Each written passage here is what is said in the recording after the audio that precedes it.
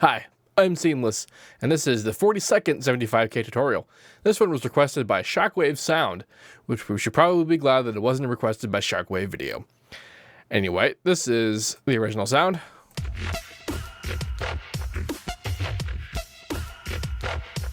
It is a must-die sound, and this is what I got.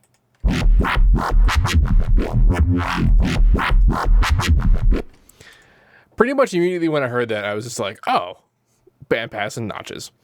But the sort of, you gotta, have the right sound underneath that to make that work. But this is more or less the thing that caused the tone.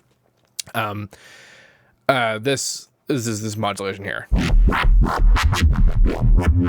This is a bandpass and 2 notches.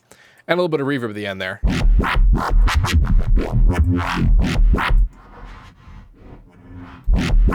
Just to give ambience, because there's a little bit of that in the track, but you probably wanted to handle that yourself if you're going to do that kind of thing.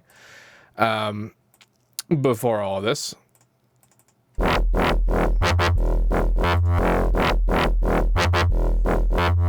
we get this mess. So this is a sine wave modulated by almost a triangle with an octave, a fifth octave, fourth octave.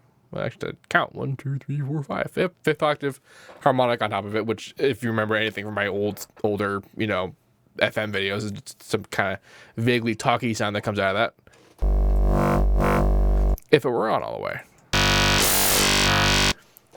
And then this is being modulated as 2 different sine waves on top of each other, which the sine waving is what's causing the squelch to happen. Because without them, we get that, and then with the first one, it's just additionally squelching, and then more than that.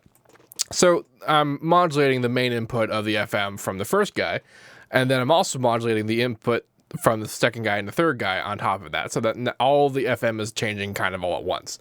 And that's giving us what kind of, it's sort of difficult to hear that, but like I made those decisions actually underneath having this wave shaper on top of it. Which, wow, that sounds bad by itself. And then on top of that,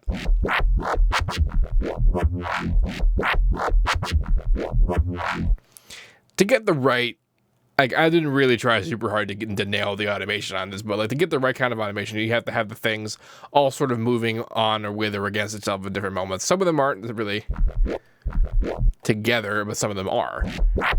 So you want to kind of experiment with that. You also want the 2 notches generally want to go apart from each other if you want to get the sort of the growly nature in there.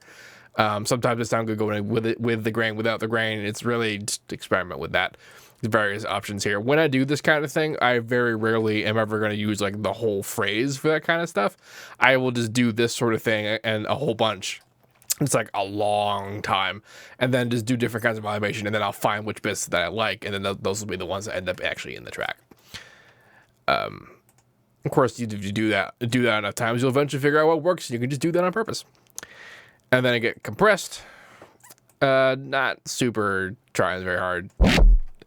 On this kind of stuff, though, it is important that you sort of push the highs a little harder, because you tend to lose a lot of that in the automation of the filter. Then the reverb, and then the compression, or rather, last EQ, which is just a big hole in the 500 hertz.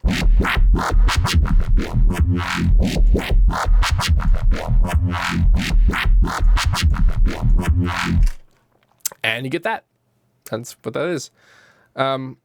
Just really just a squelchy thing, and then the whole bandpass 2-notch business. And you get this. This FLP will be available for download in the description of this video. Yes, that's correct. If you would like to make a request for yourself, please do so at the Reddit thread, also in the description of this video. If you have any questions about this, please let me know. Don't forget to like, comment, subscribe, and all that good stuff. And as usual, have a nice day.